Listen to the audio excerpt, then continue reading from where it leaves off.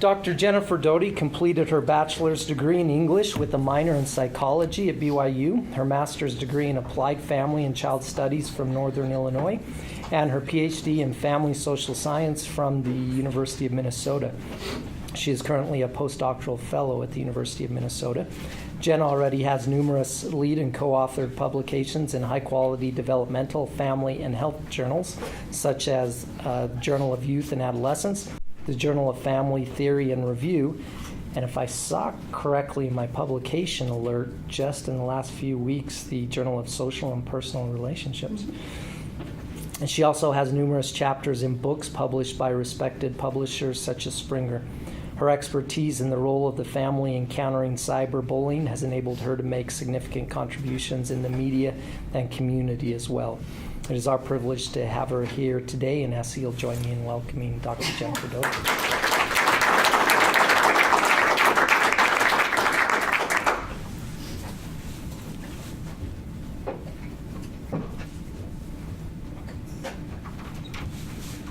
Ah, there's a clock there, too. There is. That's helpful.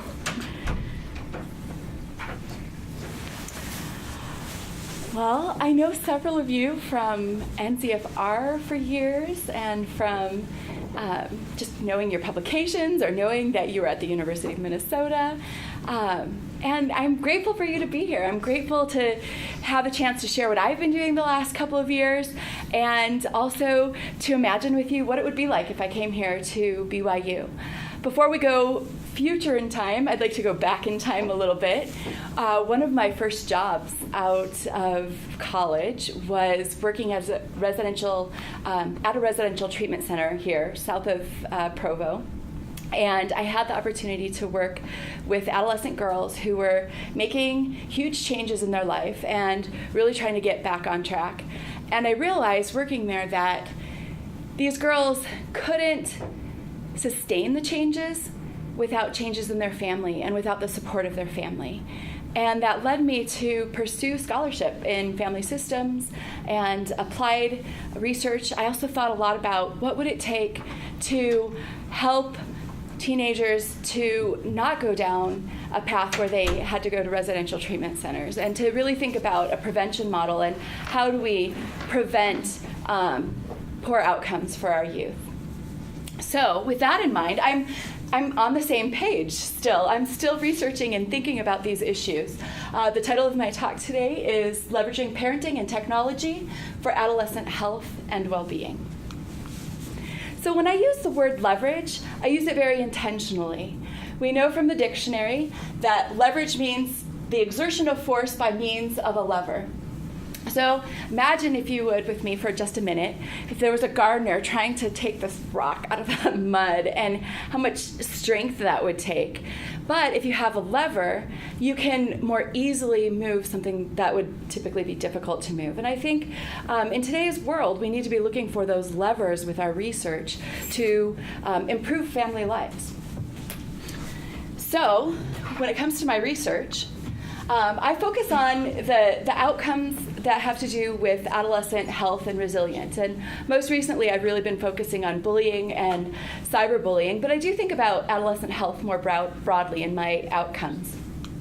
And the lever that I typically use is parenting. I do a lot with parent-based prevention research.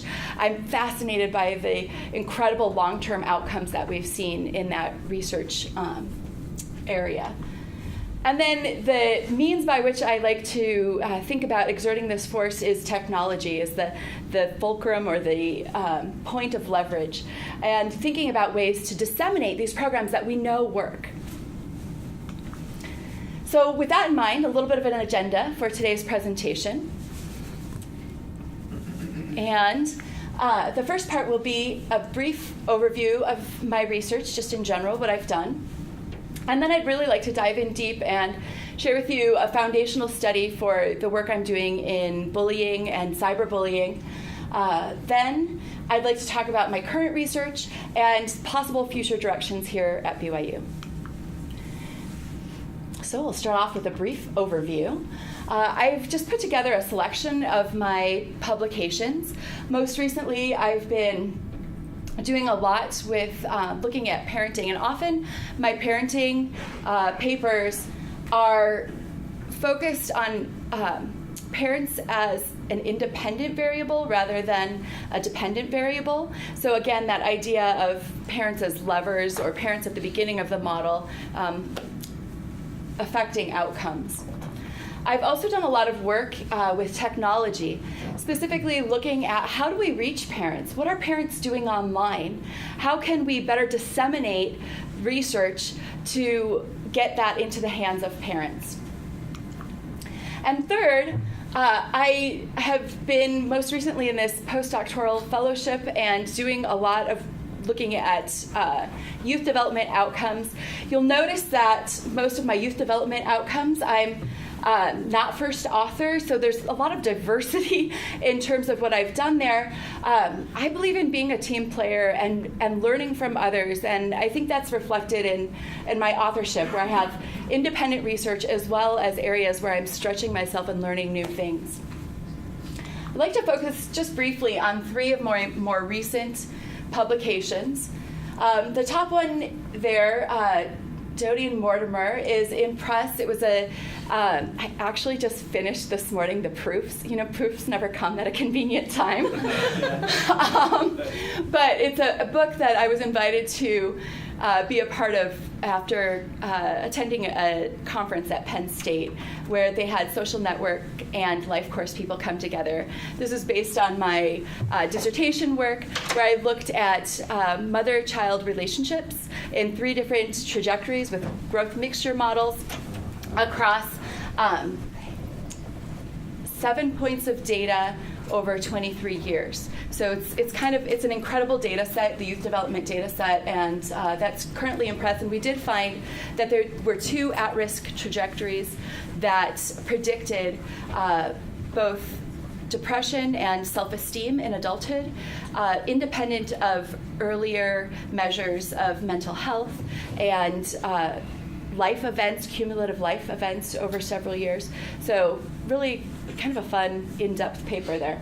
And then more recently, as was mentioned, I just had this publication come out. This is a process model looking at how parents might affect different characteristics, relational capacity, to become mentors and have pro-social experiences out in the community. And then finally, this paper at the bottom is published earlier this year in the Journal of Family Theory and Review, and it's really thinking about the idea of positive spirals. We have a lot of research about negative spirals. We know that if kids have poor relationships with their parents, that can lead to poor academics, that can lead to drinking, it can lead to delinquent peers. We know the processes of negative spirals, but we don't know a lot about how to instigate positive spirals. And so this theory paper takes a look at parent-based prevention and the long-term outcomes that we've seen with parent-based prevention and how we might start to think about theorizing positive spirals in the lives of youth. Let's see. So my research agenda is to increase adolescent health and well-being, and my long-term research goals are, first, to integrate parent-based programming into bullying and cyberbullying, and second, to assess the potential of mobile applications to disseminate parent-based prevention programming over time. So here I'm going to really focus on that first part of my research agenda, how to start thinking about parent-based prevention in bullying and cyberbullying. Most of the research when it comes to bullying has been done in schools. It used to be that kids could go to school and then come home on the weekends and escape the social issues that they were dealing with at school. But nowadays we have these handy-dandy little devices and it follows them home. And so parents are now on the forefront of bullying and cyberbullying prevention in a way, or they should be, in a way that they never have been before. And so my research is taking a look at how we can expand parent-based prevention to cover this topic. So what do we know about parent-based prevention? There's been a number of studies in the last couple of decades that have shown that parent-based prevention can prevent substance use, delinquency, conduct disorders. More recently, there's just emerging in the last couple of years, depression and anxiety has been shown to be preventable in some of these projects. I was recently on a review of parent-based prevention for substance use, and we found that it was effective at different ages. We found that it was effective across different cultures, and we found that it was also there was no differences in gender in terms of the effectiveness of these programs. And so this is a solid base to be thinking about improving health and well-being for youth. So are we done with parent-based prevention? If we know all of that, I would argue no. I do want to look at the possibility of expanding that into bullying and developing a parent-based prevention program for bullying and cyberbullying. And so one of the things I did to prepare for this is to start looking at some of the data that I have access to, and this is a publication that was published this year in the Journal of Youth and Adolescence. What do we know about bullying and sexual harassment? There are two different topics studied separately, and they're, from a policy perspective, dealt with differently at the federal level and the state level. And we also know, though, that even though they're often siloed, that these topics, these two issues have similar impacts on youth. There's poor health outcomes in terms of self-harm, suicide ideation, depression and anxiety. And so maybe we should be looking at those together. Bullying, we know it's pretty prevalent. About 1 in 3 youth report having some type of bullying involvement, whether that's the perpetration or the victimization side of that. Bullying also peaks in middle school, whereas sexual harassment starts to ramp up at the end of middle school and into high school. So there's a little bit of an argument there that maybe there's something developmental going on, and maybe there's a connection there. Sexual harassment, about 1 in 2 youth in high school report some involvement in sexual harassment. So let's think a second about bullying and the ways that bullying has been approached in the literature. Bullying has been looked at by types of bullying. For example, relational bullying, which some people are experts here about, and also physical bullying. And these are thought to be the unique forms of bullying. Relational bullying is what we think of as typically the teasing, socially isolating somebody, spreading rumors, whereas physical bullying is more of that knockdown, drag-out fight on the school playground where someone busts their teeth or their lip. Cyberbullying is a relatively new form of bullying. It closely correlates with both relational bullying and with physical bullying, probably more so relational bullying. But it does have some unique features about it. It spreads faster and it spreads farther. And there's an aspect of anonymity when it comes to cyberbullying that can affect the power differential. So if you don't know who's bullying you, they have a certain amount of power over how you can escape that or not. So cyberbullying does have some unique features. The other way that bullying has been approached in the literature is that people have looked at victimization versus perpetration, or the combination of those two. And consistently in the literature, the kids who are the most at risk are those who are bullying perpetrators and victims. Those are the kids who are the most socially isolated. Those are the kids who have the worst outcomes. They tend to have the most depression. They tend to have the most problems with peers. So, is there a connection? Are these separate issues? There's some recent research, a theory that's been proposed, the bullying sexual violence pathway that says that this might be a developmental pathway, that bullying might lead to sexual violence or sexual harassment, which in turn would lead to sexual violence. And there's emerging papers just in the last few years that do make that connection empirically between bullying and sexual harassment, between harassment and sexual violence. The current study that I'm presenting today has 3 different research questions.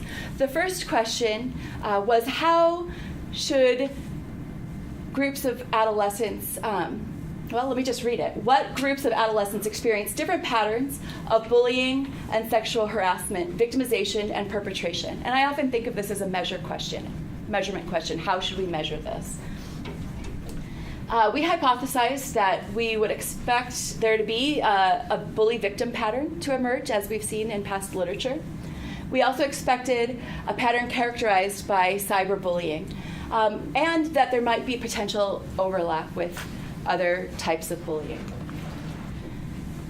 The second question was, how are these different subgroups in the population characterized? So how are gender and age related to different patterns of bullying and sexual harassment experiences? We hypothesized, based on past literature, that males and older students would be at higher risk of a pattern including sexual harassment perpetration. The third question was, again, it comes back to this prevention lens that I bring to my research. How do we protect against that? How do we turn this around? So how is a connectedness a protective factor for different types of bullying and sexual harassment experiences? We hypothesized that close relationships with parents and other adult family members, peers, teachers, people in the community, other family members, would be directly protective against high-risk patterns that emerged in our data. I had the great privilege of working with the Minnesota State Survey. This is a data set that the Health Department and the Department of Education collect every year in the state of Minnesota, or every 3 years, rather. And I had a sample of over 120,000 students, 8th graders, 9th graders, and 11th graders. And about half of those were female, about 2/3 were free and reduced lunch, or 2 biological parents, and about 1/4 had free reduced lunch, which is a proxy for us as for socioeconomic status, because kids don't necessarily know what their parents are making and so forth. Reflective of the state of Minnesota, about 3/4 of the sample was white. In the Twin Cities, we do have growing diversity, and that's reflected in the other 1/4 of the sample. So measures, again, just keep in mind that this is a large public health data set, so it might not be very specific measures that psychologists might be used to collecting. But we did have questions about the last 30 days, victimization, physical, relational, cyberbullying, and sexual harassment, perpetration, physical, relational bullying, and sexual harassment. Unfortunately, they didn't ask about perpetration with the cyberbullying, so we didn't have that. And an example of the questions were, in the last 30 days, have other students at school pushed, shoved, slapped, hit, or kicked you when they weren't kidding around, or threatened to beat you up? And then we also had, one of the unique features of this data set is that, along with the public health measures for students, they ask questions about protection. And it's, again, part of this protective lens, or this preventive lens, that is promoted in the Prevention Research Center that I work with. So the first question was about communication with mother and father. Can you talk to your mom and dad about problems you're having? The second one was about perceived connectedness. How much do you feel people in the community, your parents, other adults, friends in the community care about you? And so we did a number of different analytic procedures to answer each of our different questions. The latent class analysis answered that question about measurement, and it's a statistical method that identifies subgroups in the population. I know many of you have used that type of analysis in the past. And we also took a look at the very typical indicators of model fit. We took into account parsimony and interpretability in our final decisions about classes. The next analysis we did is we took a look at the different subgroups and did crosstabs and analysis of variance to understand differences between the groups. And finally, we did a multinomial logistic regression to examine protective variables that might relate to each subgroup. So this is just a descriptive page. You can see that there was some justification for looking at differences by age in the different grades. The bullying tended to be higher in 8th grade, whereas the sexual harassment perpetration tended to be higher in 9th and 11th grade. And here, this is a table that was suggested to me by the methodology department at Penn State.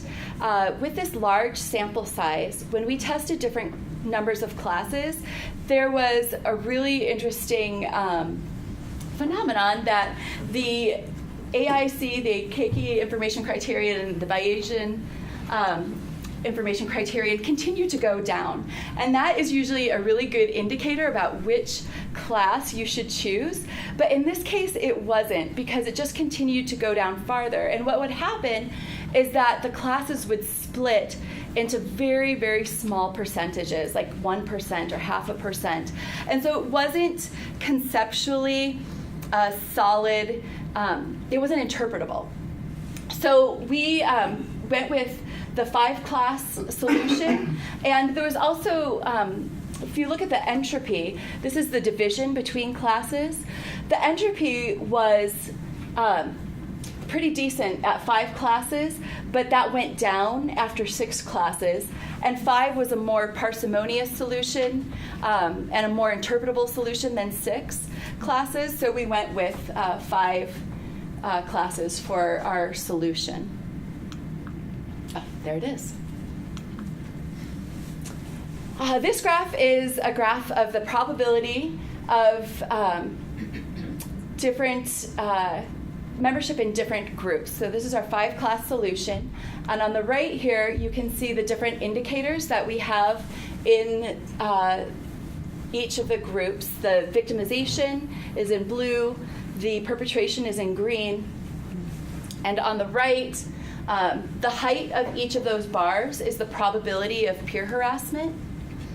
So all the way on the right, the probability of any type of harassment is really low. And this is good news, because about 2/3 of our sample didn't have involvement, much involvement at all with bullying or sexual harassment. So good news there. On the other hand, we did have about 7% of the sample that had high victimization and perpetration involvement in both bullying and sexual harassment.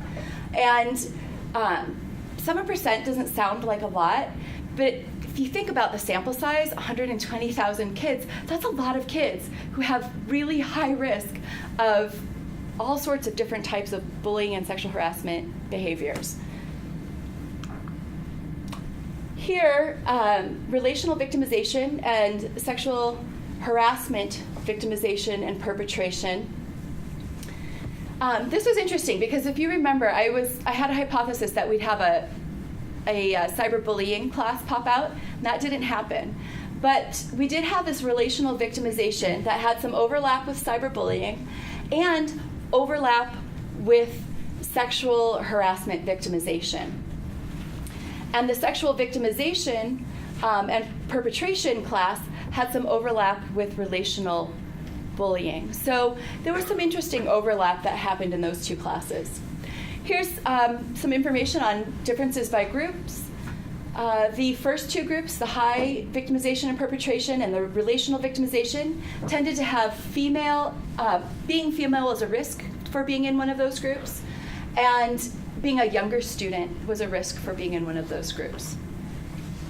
For the sexual victimization and perpetration class, that tended to it was a risk if you were male, it was a risk if you were older, and then again, being male or younger for the physical perpetration, which is more of the bullying.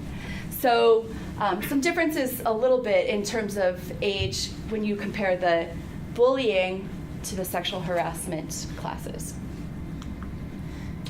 Finally, we conducted a multinomial logistic regression, and I was running all the stats, but I say we because it was a group project, very much a team science atmosphere where I come from. But we're looking at the odds ratios in this case, and as most of us in this room know, that anytime that we have a 1 and above for the odds ratio, there's higher risk for membership in one of the classes, and below a 1 would indicate lower risk.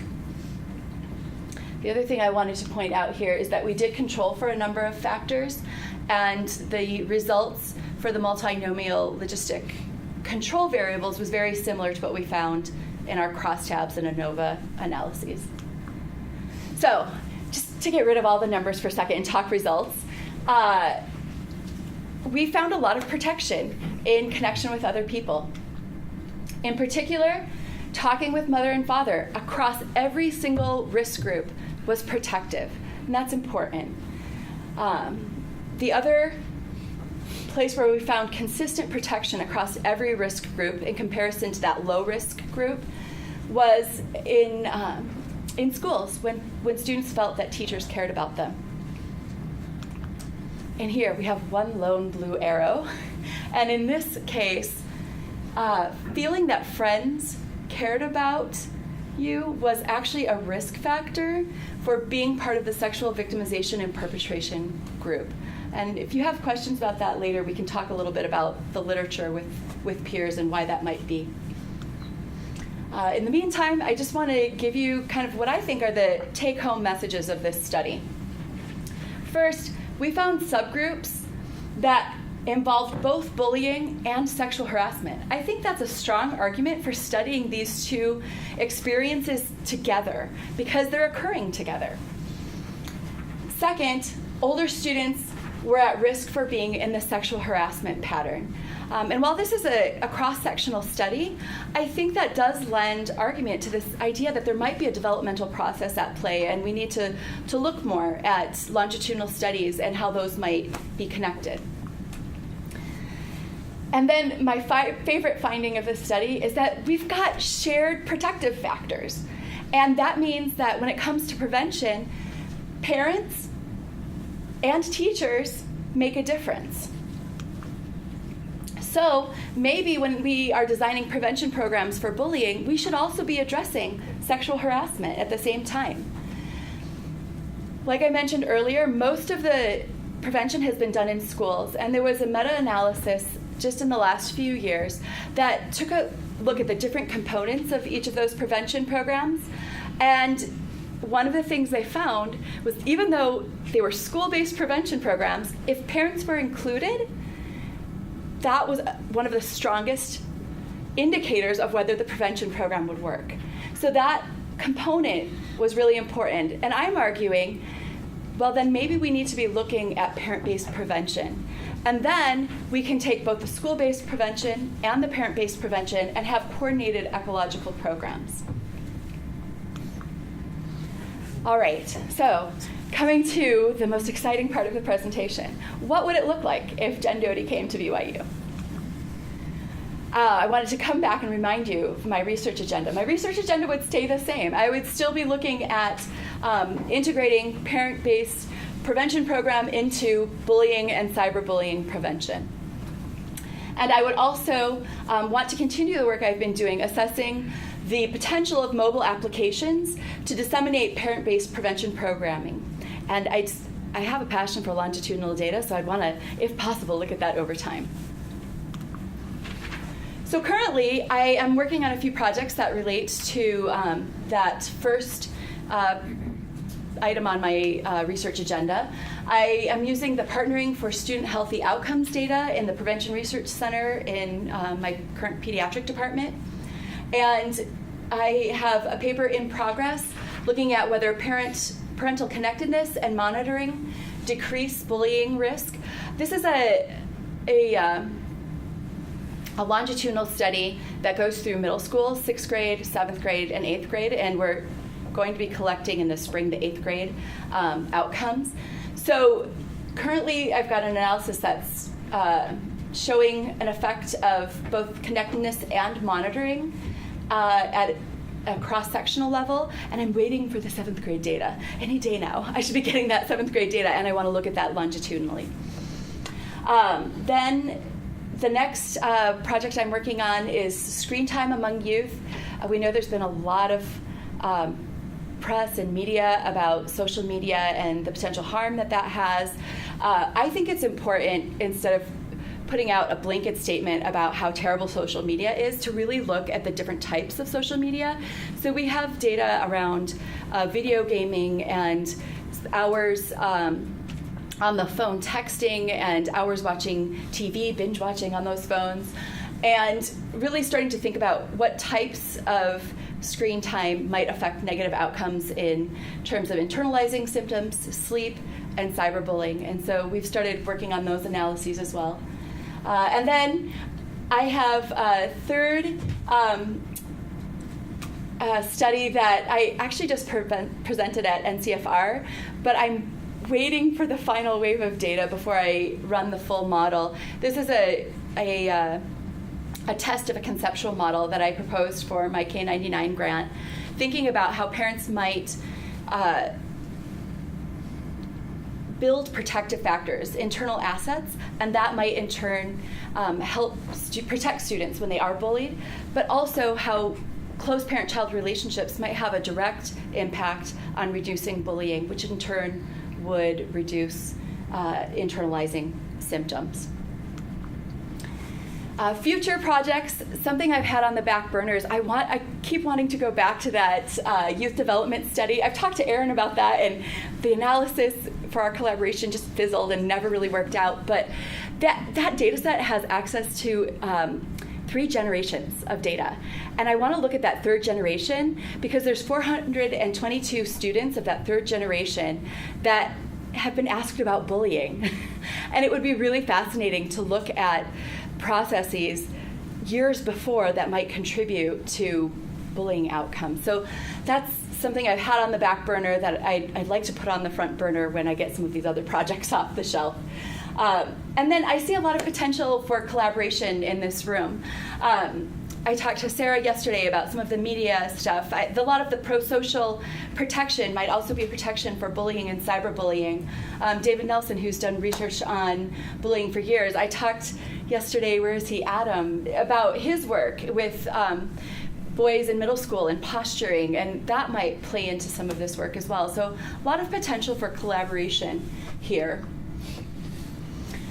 So future funding to develop prevention programs. I mentioned I do have a K99 that's pending. I have no idea what's going to happen to it, but I do have a plan for this research, and I think that's the important part, is that I've written up how to conduct this research in a really detailed way. So the first step is that conceptual model that I've already mentioned, and continuing to do longitudinal research, but also identifying parents' concerns in the community. What do parents see is going on, and what resources do they see? What do they identify as needs when it comes to bullying and cyberbullying, and just dealing with like the digital media portion of things that I know, as a parent of teens myself, a lot of people are struggling with right now. The next aim would be to adapt an existing parent-based program. I've identified Everyday Parenting, which is comes out of the PMTO family. That's the parent management training out of Oregon, Patterson, Forgetch. And I'd like to integrate social emotional learning into that and pilot that as a prevention study for bullying and cyberbullying.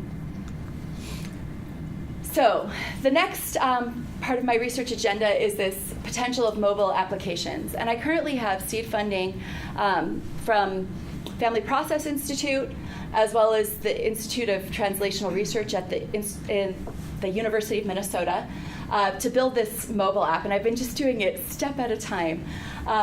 Padres Informados is an 8-year community-based participatory research project. And to improve adolescent health in their community, the people in Minneapolis wanted to, Latino immigrant families thought it would be really good to do something positive, build up parenting skills, and in turn, hopefully see some outcomes. And we did, with the pilot study, see some outcomes. Parenting skills improved, some substance use outcomes improved. And most recently, I'm still working on this, the parenting efficacy findings. We know that parenting efficacy is one of the mediators to when parent-based prevention works, it improves parenting efficacy, which in turn helps the outcomes of the youth improve. So that's currently in process right now. I've got a mixed methods study, 120 Latino parents that we are surveying, and then 20 of those parents will be interviewing. We've started to interview this fall, and we'll be interviewing again in the spring. And we've talked to stakeholders in the community. We've developed a prototype on an app called Pop App, and we've got plans for future iterations, a map of the entire app on a site called XMind. Our preliminary survey results, heavily female. We have a stratified design, so we're still looking for about 23 more fathers to be part of this study, and the mean age is 37. But the preliminary data show really positive responses to this idea. Parents, 98% have access to a smartphone, 81% have a data plan, and they are really positive about wanting to have information on their phones with parents about parenting and stress reduction. The Latino population are some of the highest users of smartphones in the nation, and so really tapping into this way of reaching parents in that community is important. So if I were to continue this, well, this is actually what I'm doing already. That aim 2 is the qualitative thematic analysis. Once we have the app built this winter, hopefully, then in the spring, we'll be showing them the app and actually like measuring the way they use the app. And then aim 3 is to actually disseminate that and test the functionality of it. So this is an example. The innovative part of this is that we are integrating a wearable into the app to reduce stress. This is the base there is a charger, the round brown part, and in the middle, that little flux capacitor looking thing. And the stone is actually what people wear against their skin. That can be up on their shoulder, or it could be down on their waist. It measures minute-to-minute breathing. And then you can see streaks of when you are calm, when you are tense. And the idea is that parents could then kind of look at that at the end of a day. If they have a goal to mindfully parent their kids, they might do a couple of breathing exercises before going in and working on homework with their middle schooler, which can be a very frustrating experience. And if you have work spillover, it can be even more frustrating. Work stress spillover. So future with this, if I were to come to BYU, I would want to continue the community engaged research that I've been doing and get out to really know the Latino community. I think this would take some time. And I wouldn't be able to do these two projects simultaneously. It might be that I'm slowly getting ramped up with the community while I work on the cyberbullying research. I would include students in this work. I've been doing that already. Last summer, I had an intern. We were able to do a poster with him. He presented that at a pediatric association, which is part of his goal because he's pre-med. And then I just applied for some funds to have a student this spring. And she's computer science, and she's going to get experience working with usability. In future funding applications, I'd like to test this in a multi-site comparative effectiveness trial, looking at the app alone, looking at the face-to-face program alone, putting the two together and seeing which approach is most helpful for which parents. So I would rely, if I came on here, on the expertise of people who've done a lot of family life education in the marriage realm to just think about how to disseminate this, how to best get out into the community and reach families on the ground. To conclude, I just want to thank, just acknowledge, I've had incredible, incredible mentors over the last several years. And I, again, I'm committed to this team science approach, and I would continue to look for mentoring and collaborations in this department. I also want to pay it forward. I want to return the mentoring that I've had to other students, undergraduates, masters, whatever level that is, just to pay it forward, because I feel like I've been really blessed when it comes to the opportunities that I've had. And I also am grateful for the grant, particularly that I've had in the last 3 years, the T32 training grant. It's allowed me the space to develop my own research while also giving me a really solid mentoring structure. So thank you very much. I'd be happy to take questions.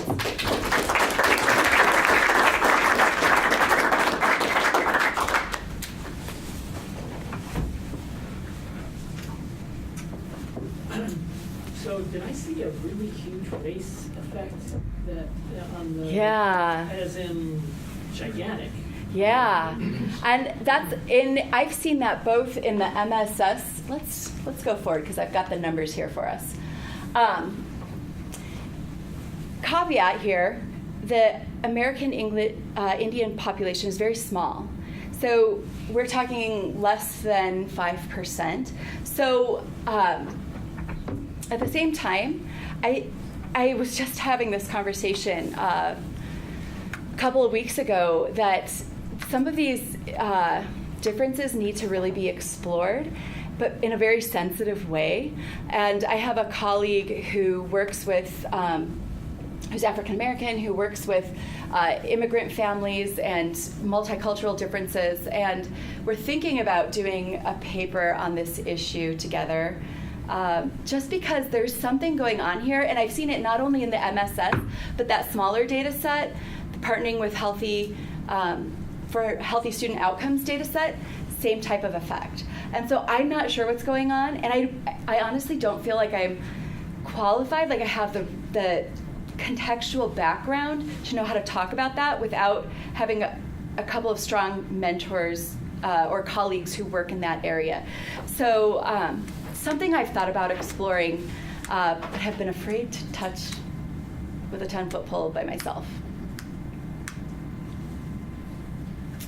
Other questions or thoughts? Sarah. What do you think are some of the limitations with the measurement for the big city that you did with the 120,000 people, especially in terms of the self-report perpetration, bullying and sexual harassment? Yeah, with victimization, I know the recommendation, there was a report put out last year with the National Academy of Sciences on the prevention of bullying and cyberbullying. And they actually recommend self-report for victimization because you don't know how people are feeling on the inside. Perpetration is a different matter, and I think we talked yesterday how crucial it would be to integrate observational data into this type of research, and so I think that's something that I'd like to think about going forward. The other limitation to this particular data set is with bullying, it's important to think about power. And there's a lot of data sets that specifically ask about power and if somebody felt like there was a power differential. And this data set doesn't do that. So that's another limitation of this data set. It tends to have a little higher percentage than some of the other data sets that ask about power in terms of reporting that. So sometimes we think about this as peer harassment instead of bullying per se, if it doesn't have the power differential. But we do ask specifically about bullying, and so the kids are self-identifying that this is bullying. With the large data set, too, we didn't count anything significant unless it was at the 0.001 level. So that's just a side note. Yes? Is there anything positive to say about bullying or sexual harassment? Like I'm thinking of Carol Dweck's inoculation idea from decades ago that, in normal intercourse in a preschool, or Yeah. not preschool, but in a peer group in middle school, that some of this is actually a necessary Yeah. part of exchange. I guess I'm also thinking of Yeah. Person Keeler's pushback on his charge, the charge leveled at him on sexual harassment, where he's basically said, if you eliminated thieves, you'd also eliminate entrepreneurs. Yeah. I just wonder, is there anything, is bullying, also the charge that some people have made that any charge of sexual harassment against a person is, a conviction. Is there a point that this becomes too strong? What a timely question, right? So let me say this, and I'll speak from an adolescent health perspective. I think that the idea of grit and developing grit in our young people is really important. So if we think about Angela Duckworth's research, and there's actually several different names for grit, this idea that our kids need to struggle a little bit to be able to be strong adults. Her research suggests that grit and peer interactions and learning some of those skills within a context of extracurricular activities and adult supervised contexts is really important. Some of the folks at West Point who make it and who go through the program are actually those who've had those extracurricular experiences and who have developed grit, the ability to stick through even when things are hard. And so I do think that there's a real need for that. What the literature shows, and this kind of gets back to that question, remember that one blue arrow, peers? Peers are a mixed bag. If you have pro-social peers, then interacting with them on your own time is a great thing, and they will probably lead you to be more proactive. But what about our youth who are in with a delinquent crowd? Then having unsupervised time without adults can be really harmful. And some of Dijon's work shows that negative influence of peers. And so I guess my answer to your question is, yes, I believe our kids need to learn to struggle. And I also think that we need to be mindful of the entire context and really encourage contexts that will stretch them and promote positive development. And that tends to be contexts that include strong relationships with adults, parents, teachers, other mentors. When kids are left on their own with delinquent peers, the outcomes aren't pretty. Mm-hmm. You have this awesome, huge data set. Yeah. And also a very comprehensive program of study here, so thanks for sharing today. Yeah. Have you ever run into problems? I don't know if these phenomena are rare or they don't happen in a lot of the percent of the groups. Have you ever run into problems that there's just maybe not normally distributed, or where you end up having to model things differently because they're not following, you don't see a normal distribution with this type of behavior? Yeah, I'm just excellent. curious. Yeah, nice question. So, methods question. In this case, we did dichotomize. So it was a latent class analysis rather than a latent profile analysis. And I did that because in the past with the MSS data set, they have found significant differences between the ever and never categories. Have you ever experienced this or not? And so I kind of went based on that that experience of my co-authors. In latent class analysis, having a not normal distribution is actually a good thing, according to the those blogs that the Muthanes put out. Like, they talk about how that's actually good. That helps us to distinguish classes within a latent class profile. And so, our latent profile analysis, although they call everything latent class analysis. That's just the Muthanes. But if I'm looking at a regression, I think it sometimes depends on the discipline and the aim of the journal that I'm going for. I've learned that the public health people, they like to see logistic regression outcomes, because to them that makes a lot of practical sense on what to do. If you're a pediatrician, I have this outcome or this outcome. But if I'm going for a psychology publication, then I better be at least testing a Poisson model or testing a negative binomial regression to say that this model is robust. I have, in my recent publication in the Journal of Social and Personal Relationships, I had to do some bootstrapping for my indirect effect because it wasn't normal. And even though I had a Hubler-White adjustment, I still had to do the bootstrapping to satisfy the reviewers.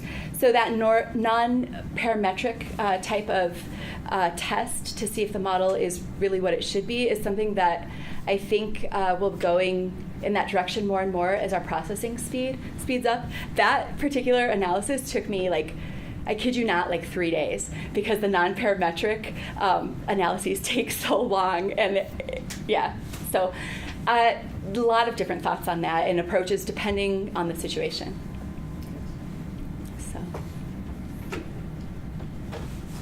So, broader question, the research is extremely interdisciplinary, which I think is really nice. Yeah. Focus on public health, and you've got elements of family process in there, parenting, elements of adolescent development in there. Where do you see yourself identifying? Is it truly as an interdisciplinary person? Yeah. And I guess I ask that both from a research and a teaching perspective, given the choice between a family process and an adolescent development class. Yeah. Where would you see yourself? That's a great question. I've taught both. I think I can kind of roll with things a little bit when it comes to teaching. And I don't necessarily distinguish myself in terms of family process or adolescent development, which I know you guys do here. And I mean, I've been told that the development people are big Diet Coke people. I drink a lot of Diet Coke, so maybe that's the answer. I tend to be a networker, and I've been trained as interdisciplinary. So I see myself working across disciplines here, but also reaching out to computer science people and also reaching out to public health people, and just really continuing that networking, developmental, interdisciplinary training that I've come from. So we don't do quite as much intervention work and research. Yeah. We talked about maybe collaborating with Steve and Alan, and of course it's totally doable because they're still doing it. Yeah. But it's just not it's not an emphasis. Mm-hmm. Do you have any heartburn about that? Do you have any thoughts about fighting that battle or Yeah, I think it would be a battle. I've always been a little bit of a masochist, so. I mean, why else go get a PhD, right? So I think it would take time, and I think having strong qualitative skills would serve me well, because it takes a lot of patience to develop that infrastructure. And I have still strong mentors at the University of Minnesota, and I attend the Society for Prevention Research group. So I think I would continue to depend on those mentors, and I would publish a lot of secondary data analyses in the meantime. And I would develop more patience.